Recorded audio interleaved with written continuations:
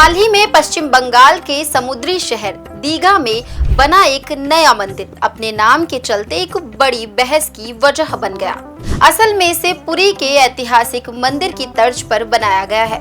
वही शैली, वही कलिंग वास्तुकला और वही भगवान जगन्नाथ, बलभद्र और सुभद्रा की मूर्तियां, और नाम भी रखा गया जगन्नाथ धाम दीघा। अब यहीं से शुरू होती है एक बड़ी बहस। असल में पुरी का श्री जगन्नाथ मंदिर भारत के 4 प्रमुख धामों में से एक है, और ये सिर्फ एक मंदिर नहीं बल्कि ओडिशा की आत्मा है। हर ओडिया के दिल में इस मंदिर के लिए गहरी श्रद्धा और भावनात्मक जुड़ाव है। ये मंदिर सदियों से आस्था, संस्कृति और परंपरा का प्रतीक रहा है, जिसे धाम कहा जाता है। अब सवाल उठता है, धाम आखिर होता क्या है और ये मंदिर से अलग कैसे है? दरअसल मंदिर वो जगह होती है जहां भगवान की मूर्ति रखकर पूजा होती है, लेकिन धाम सिर्फ एक मंदिर नहीं होता। ये आस्था, परंपरा और सांस्कृतिक पहचान का केंद्र होता है, जहां भगवान केवल विराजते नहीं हैं, वहां उनकी सजीव उपस्थिति मानी जाती है। यही वजह है कि भारत के 4 प्रमुख धामों को जीवन में एक बार जाना मोक्ष की ओर पहला कदम माना गया है। भारत के प्रमुख 4 धामों की स्थापना आदि शंकराचार्य द्वारा देश के 4 कोनों में की गई। उत्तर में बद्रीनाथ, भगवान विष्णु का धाम उत्तराखंड में, दक्षिण में रामेश्वरम, भगवान शिव का पवित्र धाम तमिलनाडु में, पूर्व में पुरी, भगवान जगन्नाथ का धाम ओडिशा में, और वहीं पश्चिम के द्वारका, श्री कृष्ण का धाम गुजरात में।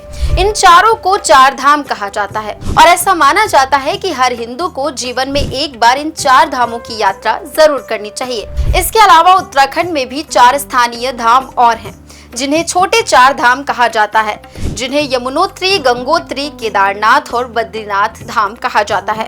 इनकी यात्रा को भी 4 धाम यात्रा कहा जाता है, जो विशेष रूप से गर्मियों में शुरू होती है। तो अब सवाल उठता है, क्या दीघा में बना ये नया मंदिर भी धाम कहलाने लायक है? यही बात लाखों ओडिया लोगों को चुभ गई, क्योंकि उनके लिए धाम शब्द कोई आम नाम नहीं है, ये उनके इतिहास और पहचान का हिस्सा है। ऐसे में दीघा मंदिर को भी धाम कहना उनकी नजरों में उनके विश्वास और संस्कृति के साथ एक तरह की छेड़छाड़ जैसा लगा। विवाद तब और बढ़ गया जब पुरी मंदिर के कुछ सेवक दीघा मंदिर के उद्घाटन समारोह में शामिल हो गए। इतना ही नहीं, मूर्तियों को लेकर भी सवाल उठे।